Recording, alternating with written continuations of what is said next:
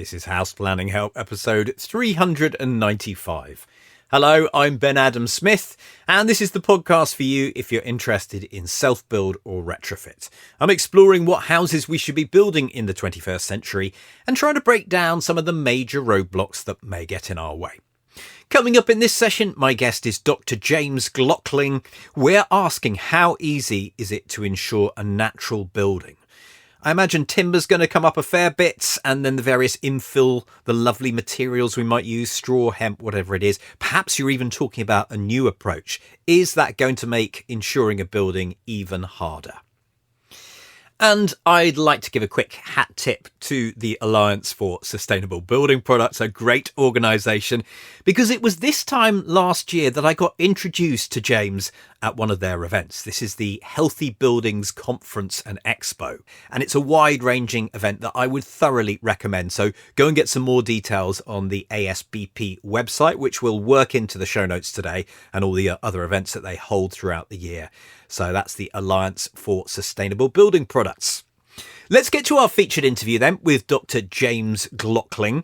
And in addition to houses, we're going to talk big buildings today as well, or larger buildings, mass timber, for a couple of reasons. Firstly, this is James's specialist area, and also because one-off eco homes, fortunately, present less of a problem. However, over the years, I've definitely had people getting in touch with concerns and troubles in insuring, which is why this podcast is being made today.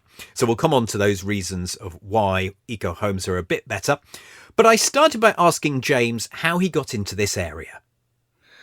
My introduction to the insurance side of things and insurance research goes back to the days of the Loss Prevention Council, which was the insurers' research establishment, which covered really the investigation of all forms of loss and loss mitigation from fire, security, flood and the like. And then from there, I went to the BRE, as did the Loss Prevention Council, and then on to the Fire Protection Association. And I now work for myself as a consultant, assisting insurers with risk, but also a good bed partner for them actually is also the military. And I do a lot of work for military as well, really on resilience building and risk mitigation in sort of high-risk scenarios. And I suppose the common theme here is you can look at Grenfell and the plight of the people at the top of that building as being no difference to someone in a submarine at the bottom of the sea. They're wholly dependent upon the materials and systems around them to keep them safe. And we will want to find out more about this. But maybe a more general question first of all. Why do we have insurance in the first place? Well, insurance was originally set up as a means of protecting people against disaster, where you levy a premium on a large group of people to protect the interests of the individual. And when we start to bring it into the arena of housing, we're talking small scale most of the time in this podcast, how might insurance companies look at buildings? What are they interested in? You've talked about fire already, but what various different categories fall under what they look at when they assess a building? Right. Well, the insurability of a property is multifaceted. Whilst we often talk of fire and water exposure and flood, many other factors come into play. How the building is used, what scale it is, what it's used for, the nature of the people that occupy it and the business that's conducted within it. They're also keen, obviously, on the structure, the materials that are used to create it and how those materials are presented. But they're also keen on looking at other systems present that might introduce additional risk or compound existing risks, such as the presence of PV panels, energy storage systems, EV charging, underground car parks, pools, green roofs, green walls, blue roofs. All these things, although they're very good, obviously, in the sort of theme of net zero, do present additional challenges that need to be addressed. And then, obviously, they'll also look at the mitigations put in place that might include mitigations against fire and mitigations for escape of water and flood protection and the like.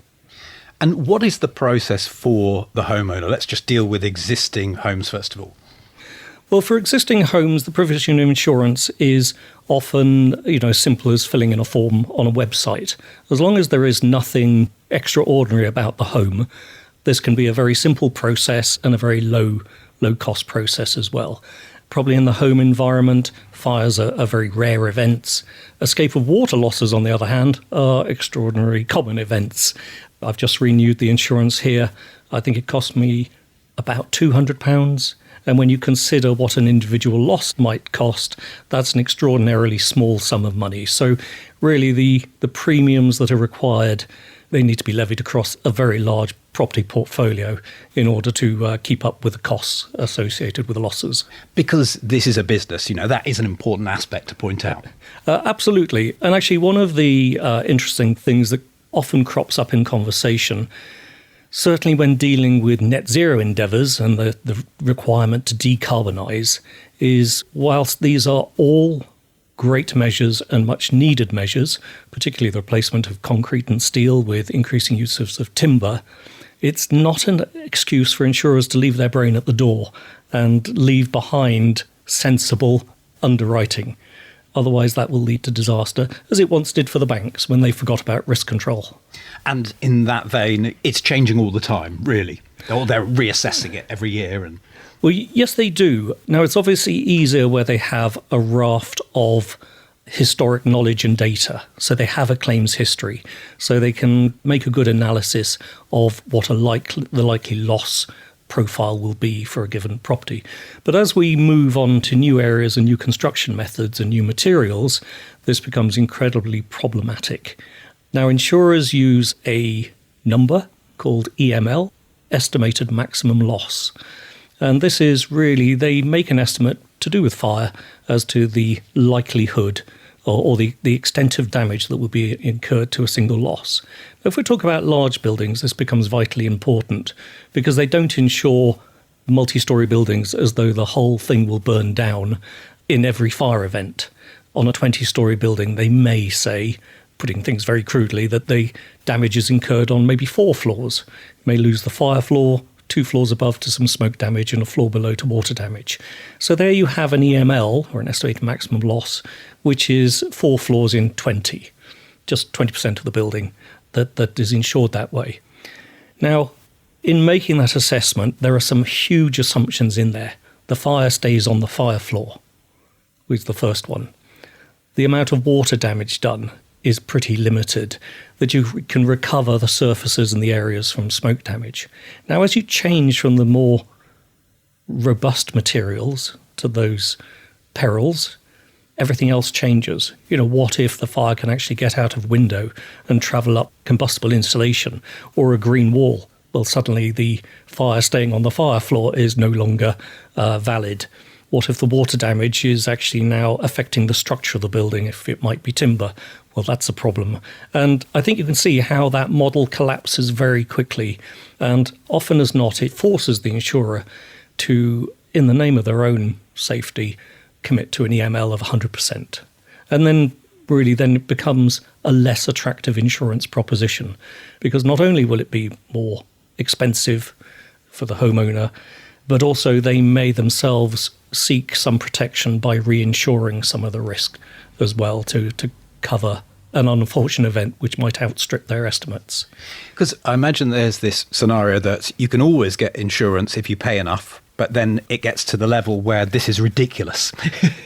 Yes, and really with some of the large mass timber buildings that we're seeing proposed, it's not uncommon for them to go back to the drawing board and be recreated in steel and concrete, because really the insurers are just refusing to put up the capacity that's pertinent to it. Now, we have been in these sorts of situations before. Prior to living here, I lived for 17 years in a thatched house. I was paying every month what most people pay in a year for insurance. But it can only ever be that way, because if the roof catches fire, it's a total loss. And nothing can alter that.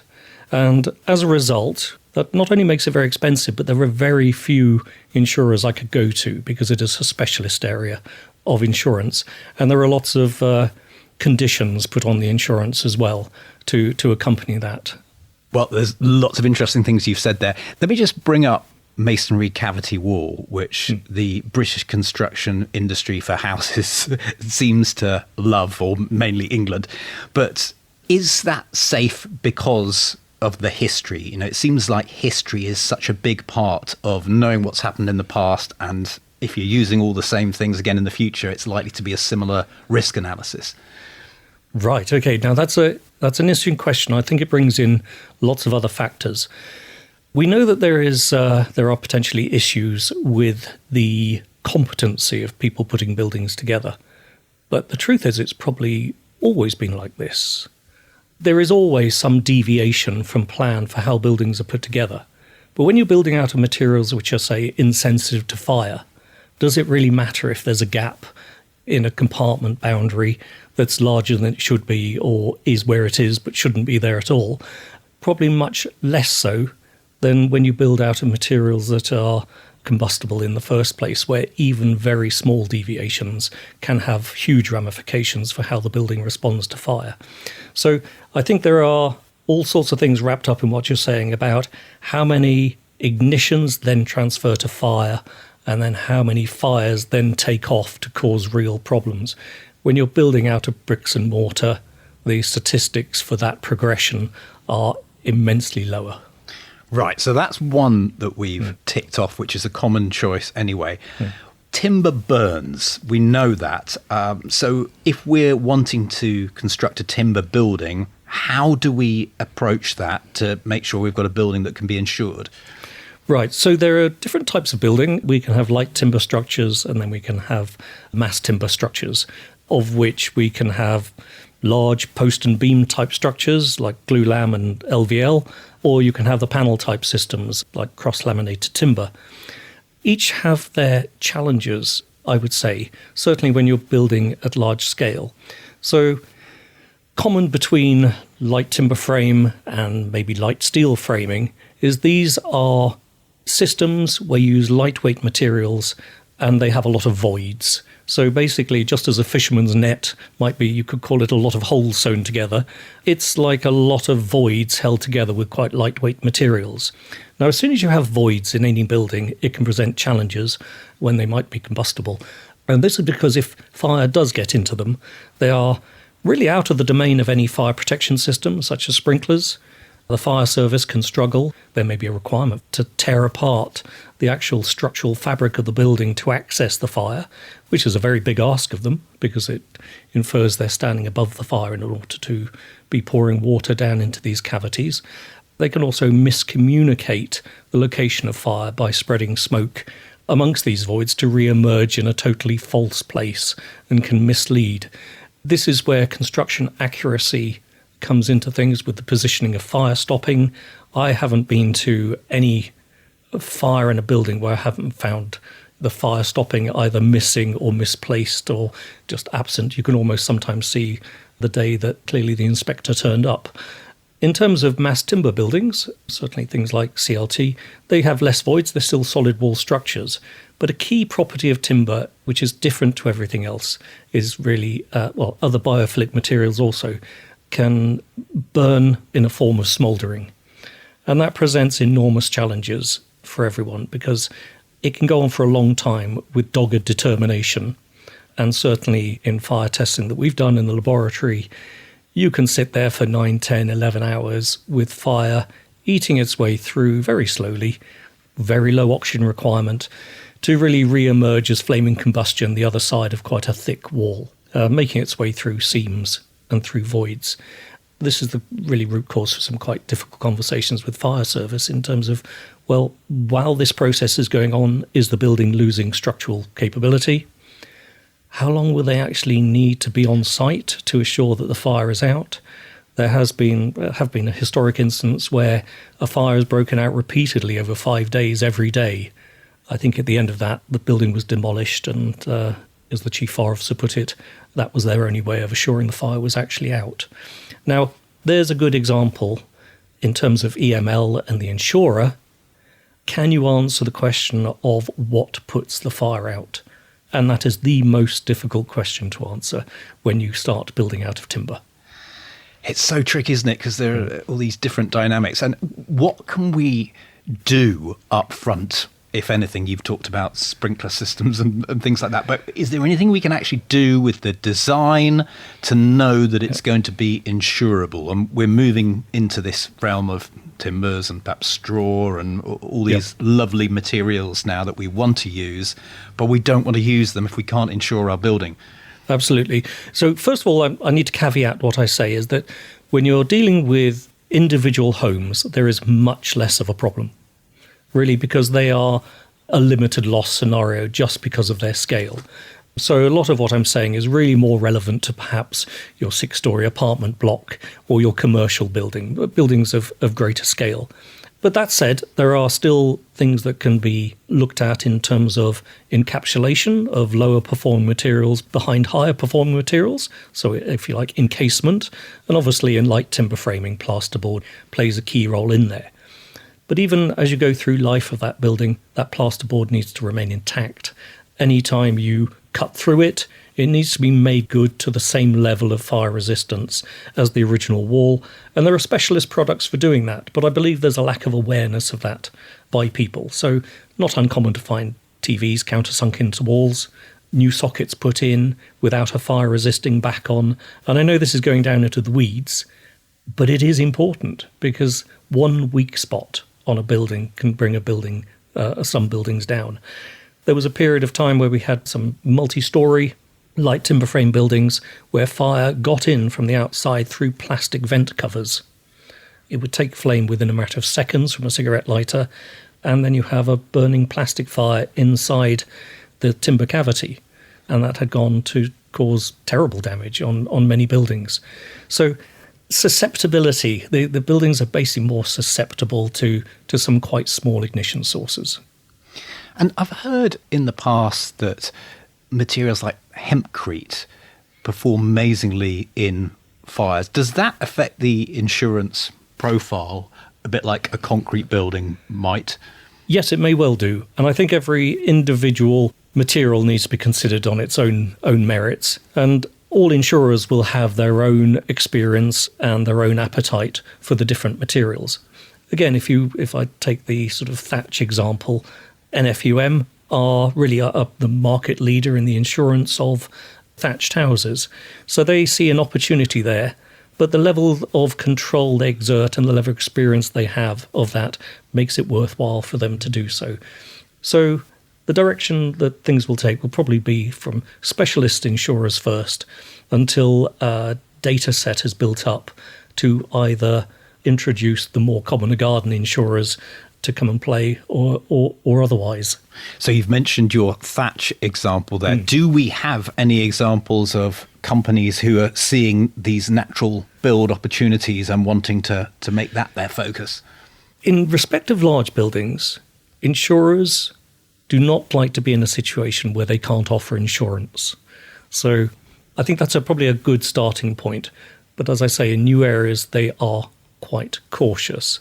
So like many others, they have committed to supporting net zero, but it needs to be done well. And so there's a whole suite of guides that are starting to turn up. One I co-authored with Philip Callow, a broker, called the Mass Timber Insurance Playbook, which is freely downloadable from the ASBP website. That's the Alliance for Sustainable Building Products.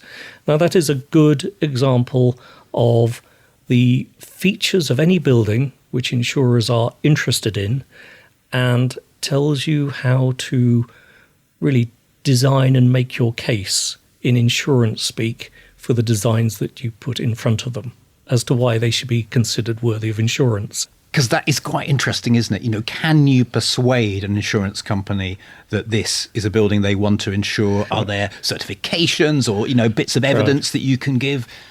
It's very difficult for insurers to treat every individual building on its own merits because there's not enough hours in the day to do that. So we need to find a process of sort of uniformity of approach, but it is difficult.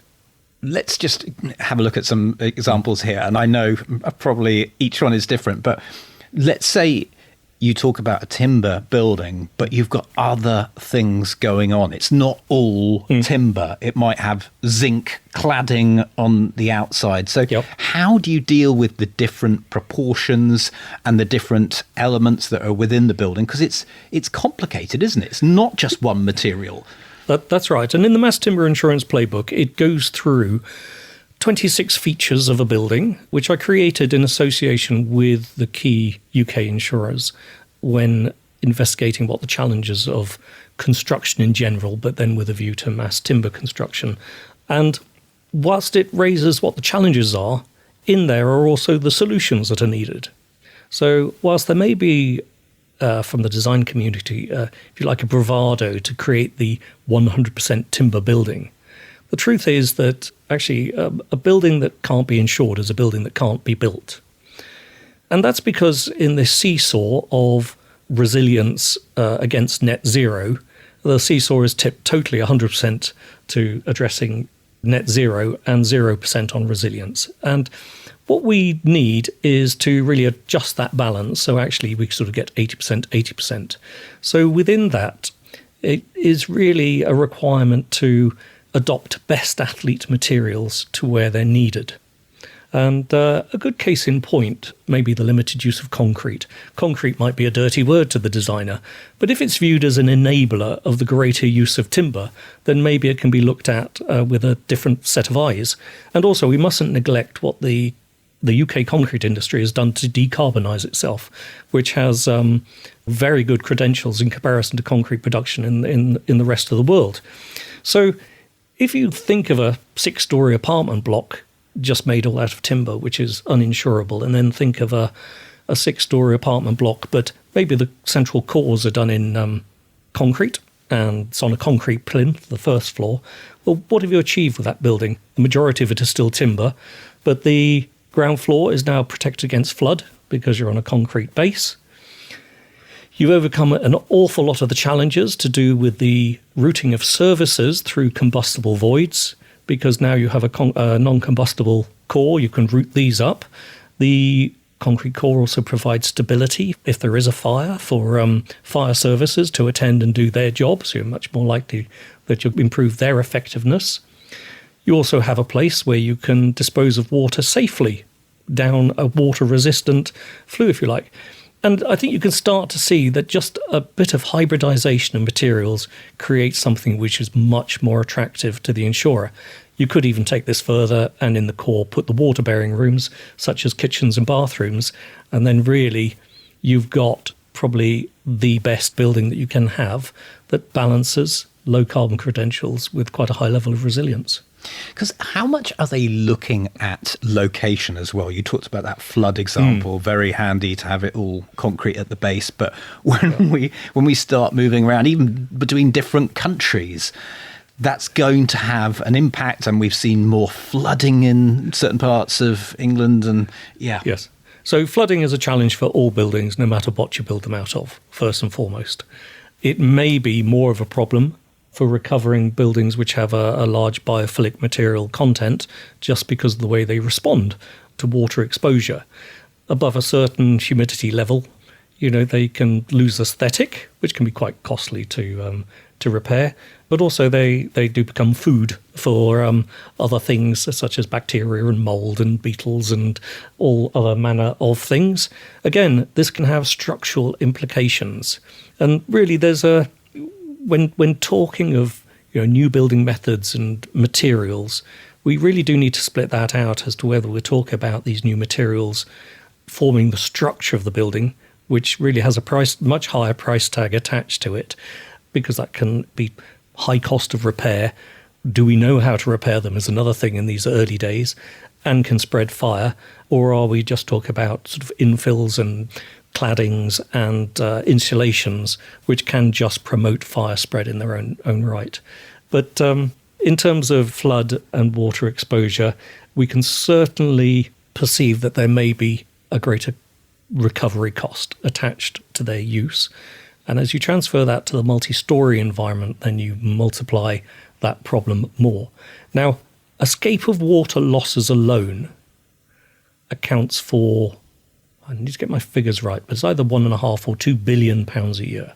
So these may be relatively low cost incidents, but they happen so often and in such great numbers overall that they are probably the thing which will determine the success or failure of some of these construction methods going forward.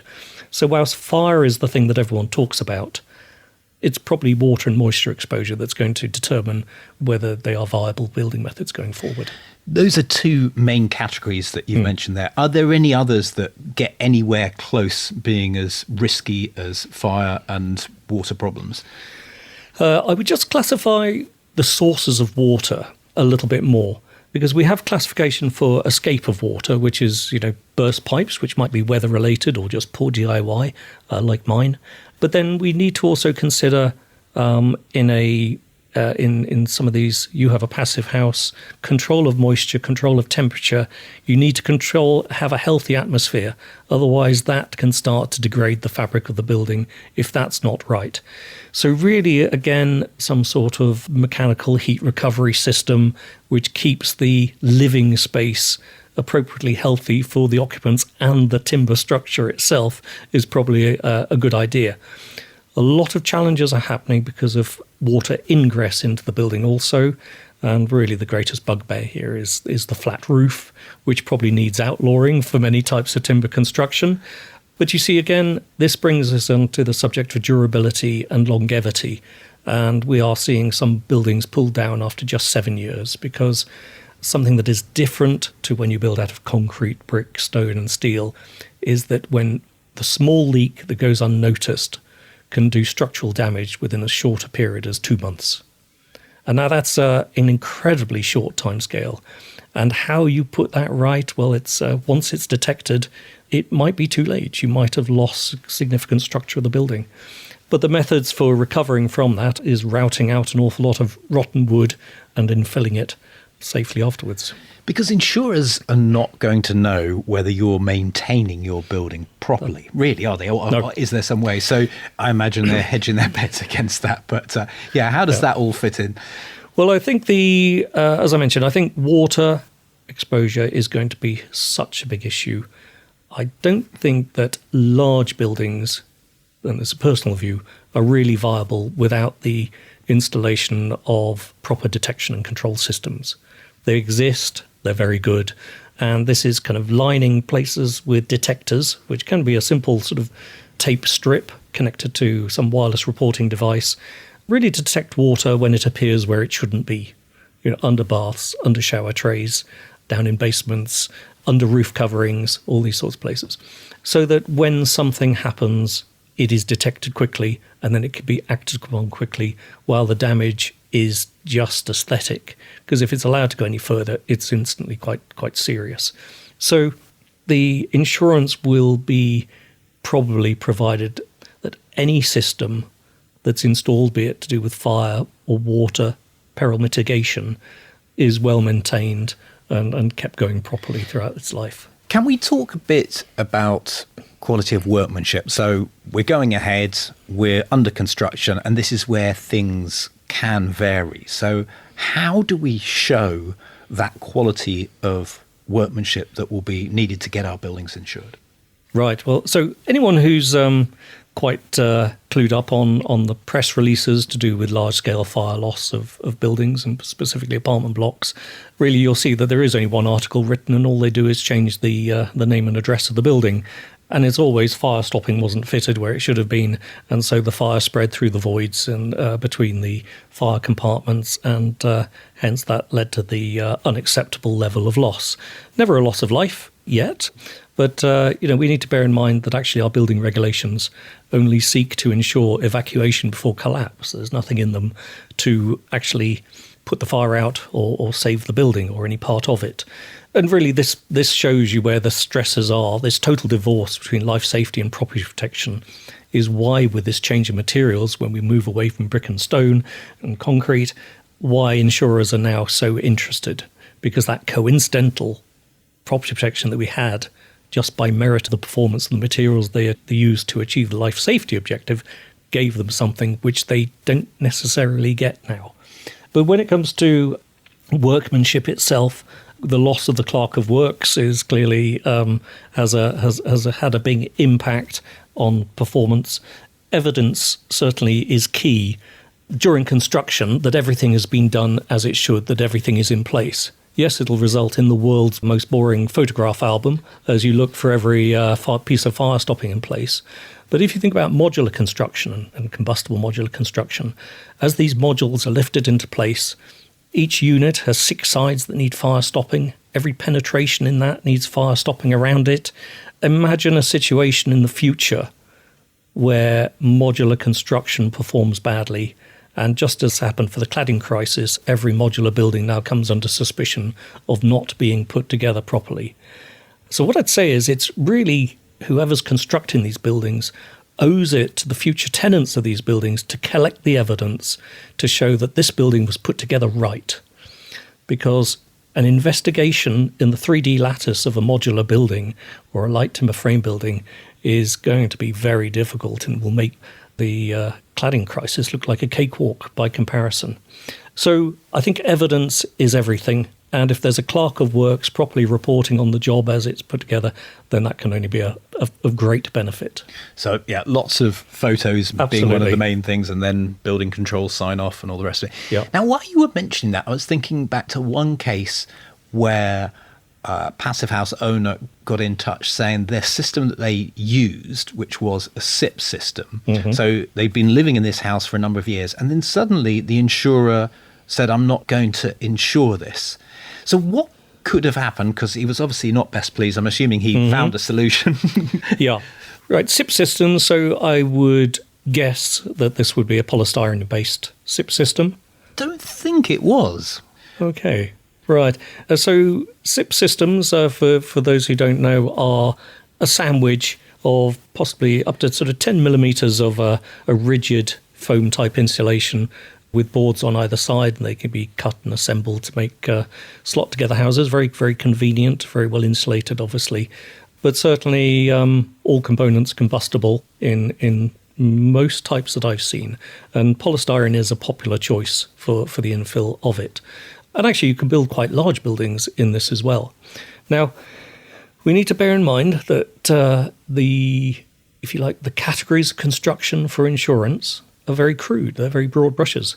There are 6 categories, and all they describe is the percentage of combustible material in that building. And so you can imagine a SIPS building coming out at almost 100% combustible material. And depending on what the driving forces are for the insurer, they may have decided that they don't want it anymore. And this is one of the things that's coming out of this discussion, I guess. Insurers, they've got a great deal of knowledge, but when you're trying to build a business, you need simple rule sets. Things like EML, it's a single number. Things like the categories of construction, just 6 categories. And it becomes quite specialist as soon as you need to go into immense detail on a building, how a building is put together to enter into conversation with the insurer. It becomes quite specialist very quickly. Now, I probably should have asked this question a lot earlier on, but can you have a building that's not insured? Is there a problem there? Yes, insurance is an entirely voluntary thing. It's not like car insurance. So it's entirely up to yourself. There are some areas of business which might operate in an uninsured fashion just because it's too difficult. And I believe there are probably some areas of the waste industry, such as the prevalence of fires there, that maybe some of them operate without insurance because it's just too difficult to get. Earlier on in the conversation, you mentioned that there might be some limitations and exclusions in policies, and it's always the small print that you've got to look at. So yes, what might these sorts of things be, just so we can be aware of them? Right, so when you're talking about specialist buildings, they can be fine to design and fine to put together. But if the repairability of that building hasn't been considered, or repairability by its very nature is in the early days of understanding, so it's of kind of low pedigree, you could imagine a situation where an insurer might put certain caveats on how they put the building right afterwards. Maybe if you talk about a substantial sort of 3-dimensional timber structure, or a module even, maybe a single module burns out of a self-supporting modular building, that might be immensely difficult to repair. To put it back like for like, which is what insurance normally does, might be A, impossible, or might be B, just way too expensive to even consider. So we could imagine a situation where there are pre-agreements as to how we're going to put it back together again. Now, if they're not confident they can do that, then maybe they'll say, well, I know it's all built out of timber and you're very proud of its timber credentials, but I'm going to be allowed to use Meccano to basically put it back together again, and some steel struts, and bring the structural element back that way. They may commit to dressing it up so it looks the same, but what's underneath might not be the same. You could take it a bit further, because often a lot of the costs might be recovering the aesthetic as well. You know, one of the beauty of having plastered surfaces and plasterboard is you can cover up all sorts of evils and make it look nice again afterwards. But if you've got to bring back the beauty of timber in full, that might be immensely costly. So maybe after a fire, it's suddenly a boarded out one. It's these sort of pre-agreements. There is another one which is more interesting currently and much more general to the use of biophilic materials, and this is to do with damp and mould and the potential toxicity to the occupants in these sorts of environments. And that has been mooted as something that might be sort of looked at. Obviously, we've seen a lot in the news, not to do with these types of buildings, but about black mould and people's health being affected.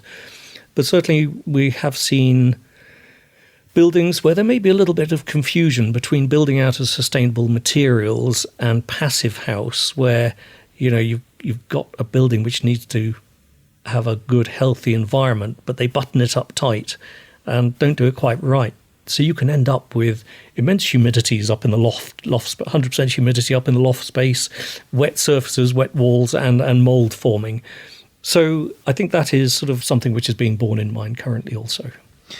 We haven't mentioned claims, and this might be a whole new conversation, but is there anything we need to know about the claim procedure? Will they always be willing to let us rebuild it exactly as we had it before, or might they have something to say if we're trialling one of these new ways of doing things? Right, well, insurers, they like to be able to insure, and they like to be able to put things right at the end of the day. If there are pre-existing conditions, then they obviously will apply. And as long as the insurance has been provided correctly, obviously, you know, a rebuild cost is something you declare. They're finding a lot of buildings are actually underinsured. I'm not too sure people really realise the full ramifications of that. If you underinsure in order to get cheaper insurance by maybe 50%, you know, if you underdeclare the rebuild value by 50%, then if you have a total loss, you will only receive 50% of the money to put the building back together again. So it is important to get the rebuild costs right in it. In terms of claims, the value of claims with time is that insurer knowledge and confidence increases. The challenge for them at the moment is to correctly categorize the claim against the type of building, the system that failed, so that they can see what caused the problem in the first place and whether the method of construction contributed to the extent of the loss. And then by using this data, they can then form their view for underwriting purposes. And hopefully things get better for everyone as we go by. Insurers are now using AI to do this, and to make sense and say what's a good risk to insure and what's a bad one, and how do you make a bad one into a good one. And this is a loop, really, isn't it? It is. Circuit of, you insure this building and then it goes around a full cycle. Absolutely. And, insurance isn't there to hedge against under-researched construction methods. That should have all taken place in the laboratory. I'm not entirely sure that's what we're seeing at the moment. As I say, there's a bravado, certainly in trying to build the lowest carbon building possible.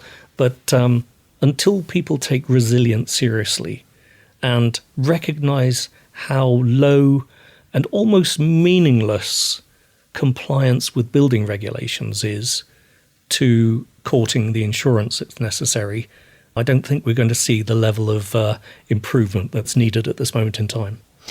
What would be a good way to close up the podcast? You can repeat something that we've already said, or maybe a final thought.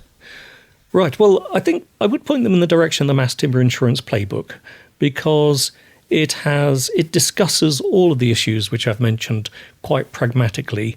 And whilst, yes, I'm talking about big building stuff, actually that book relates to everything. Yes, it's less of a problem as you reduce scale down substantially, but you'll have an appreciation of where the challenges lie, a better understanding of how insurance is actually provided. And I think that's where I see the most benefit when I'm having these discussions with people. It's describing things like estimated maximum loss and why it's so meaningful to the insurer. And if you cannot give the insurer a reason for why the estimated maximum loss, the EML, can be less than 100%, it's always going to be difficult. James, thank you very much. Thank you very much, Ben. Head online to take a look at the show notes that accompany this session, houseplanninghelp.com/395. We've got a summary for you there of all the main learning points today, so you can go back through that. If you've got a comment or you'd like to ask a question, then we'll give you links for social media. Once again, houseplanninghelp.com/395. So almost done for today. A couple of asks. If you're listening on a podcasting app, then please, if it gives you the opportunity, review us. That helps draw in others, and then we can share this information more widely, which is good.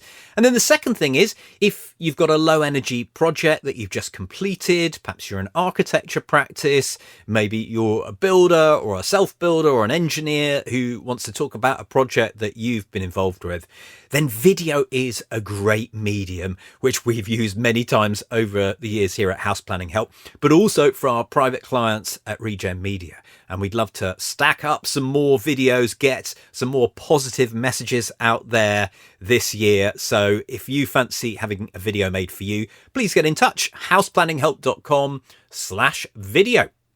That's it for today. Thank you so much for listening. The House Planning Help podcast is produced by Regen Media, content that matters.